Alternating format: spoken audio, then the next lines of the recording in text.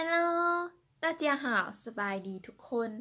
มื้อนี้พุดน้อยจะพาทุกคนไปเรียนภาษาจีนผ่านแอป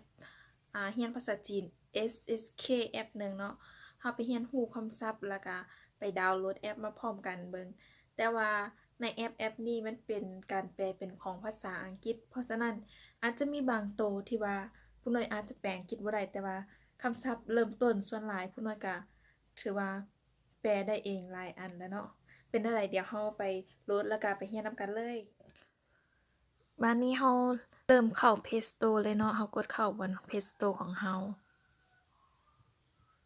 โอเคถ่ายแป๊บหนึ่งจากนั้นมันจะออกมาแล้วเราจะพิมพ์เซิร์ชเข้าหา SSK ตัวนี้มันจะมีหลายๆอันเนาะหลายเวอร์ชันที่ว่าให้เราเรียนเดี๋ยวเราลองเลือกไปเบิ่งแต่ปกติผู้น้อยจะใส่โตทำอิฐเลยเนาะตัวที่มีรูปตัว C เดี๋ยวเราลองมาเข้าวันนี้มันมีอย่างใดตัวนี้มันก็น่าจะมีตัวเรียนอักษรแล้วก็จับคู่อีหยังต่างๆโอเคก็ถือว่าดีอยู่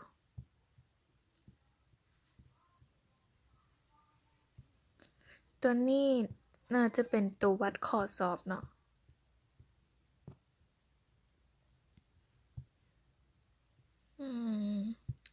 สันเราจะ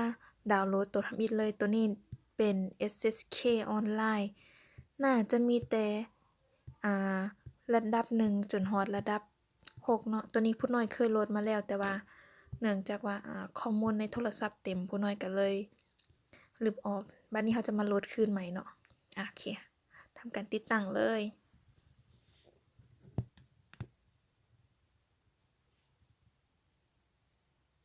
นี่โหลดได้ไวสบาย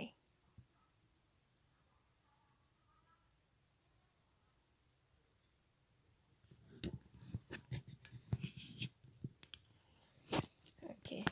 ช่วงนี้เราก็รอท่า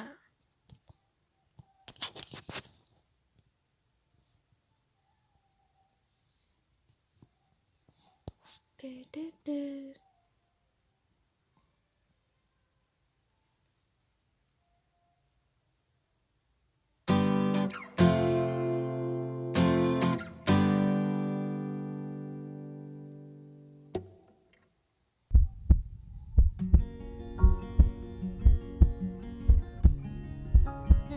ท่าโดนแท้ว่า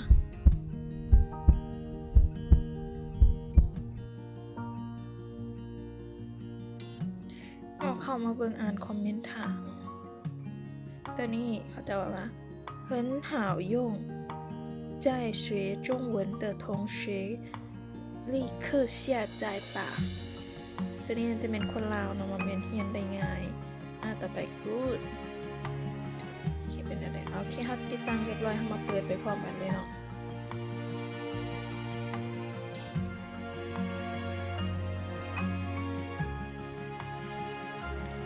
อนุญาตโอเคมันก็จะออกมาเป็นแบบนี้ตัวทำอิฐจะเป็นทิงลี่มีพักย่วยตูเสียจั่วจะมีพักฟังพักอ่านและพักเขียนเนาะส่วนตัวนี้ทางลุมนี่จะแม่นสื่อหุ้ยสุ่นเลี่ยนจะแม่นการฝึกคำศัพท์แล้วตัวข้างๆต่อมาที่ว่าเห็นเลข10ตัวนี้ชื่อเท่าตัวนี้จะแม่นเทรนเจนทีจะแม่นการสอบเสียงที่ว่าเป็นข้อสอบของแท้เนาะต่อไปเป็นโมนีทีตัวมี15สุดนั่นก็คือแม่นเป็นบทสอบเสียงทดลองนั่นเองเดี๋ยวอยู่นี่จะสังเกตว่าทางเทิงมันจะมี SK6 ฉะนั้นเราจะเปลี่ยนระดับเนาะเราจะเปลี่ยนเราจะมาเริ่มตั้งแต่ทำอิฐเลยโอเคเริ่มระดับ1开始มาระดับ1จะมี150คำศัพท์เราเข้าไปเรียนคำศัพท์มันก่อนอยู่วันนี้โอเคตัวทางลมจะเป็น开始训练แปลว่าเราเริ่มทดสอบมีหยังเนาะแต่ว่าเราจะไปเรียนคำศัพท์มันก่อนกดเข้าเลข1ตัวนี้พวกนี้ก็จะเป็นคำศัพท์ที่เราควรจะรู้ไว้ในระดับต้นๆอยู่ในนี้จะมี11คำศัพท์โอเคเราจื้อไว้ตัวนี้อ่านว่าใช่ใช่ฉา ชื่อชื่อไม่อย่างพวกนี้เนาะส่วนตัวแปรมันจะเป็นภาษาอังกฤษทั้งหมดสำหรับคนที่ได้ภาษาอังกฤษการเรียนภาษาจีนก็บ่แม่นเรื่องยากส่วนคนที่ว่าบ่ได้บ่เป็นหยังเฮาค่อยๆเรียนไปแล้วเฮาค่อยก๊อบปี้ไปแปะอยู่แปะอยู่ดิกอิหยังต่างๆเฮาเข้ามามันจะมีการอ่านออกเสียงแล้วก็การสร้างประโยคถ้าเฮากดใส่บอนตัวเตาตัวนี้มันจะเป็นแปลว่าให้อ่านช้าๆเนาะโอเคบัดนี้สร้างประโยคคำว่าใช่ใช่ตัวนี้แปลว่าพักสร้างประโยค你喜欢吃中国菜吗โอเคอีกคำหนึ่ง你喜欢吃中国菜吗你喜欢吃中国菜吗ตัวนี้จะแปลว่าเจ้ามักกินอาหารจีนบ่ตัวนี้แปลว่าพักหรือว่าอาหารนั่นเองแปลได้2ความหมายเนาะตัวนี้ต้องเป็น VIP โอเคแล้วจะมีบอลทางรูมที่ว่าเป็นรูปตัวหนังสือจีนตัวนี้เป็นวิธีการเขียนของมันเนาะ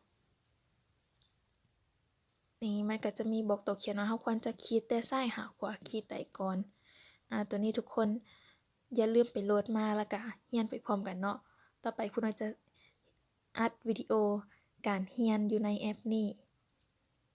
โอเควันนี้เฮากดตัวนี้เฮามาลองคิดเป็นไงถึงตัวนี้ก่อนแล้วก็นี่ใช่เตียน横竖撇หน้าคำตัวนี้โอเคถูกต้องแล้วทำมาเบิ่งตัวนี้เป็นวิดีโอย่ำคืนเนาะว่าจะควรจะเขียนแนวใดโอเค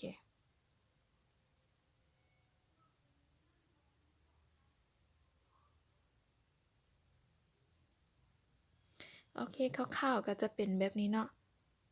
วันนี้ย้อนกลับกันไปเลยย้อนกลับรับไปภาษาไทยละ ต่อมาก็จะเป็นคำว่าช้า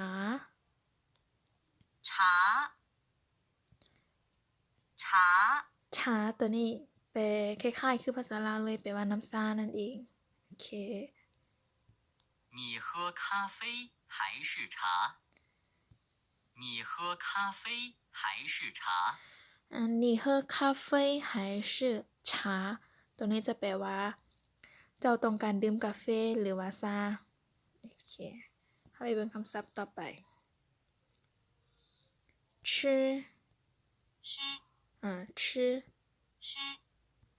我想吃饺子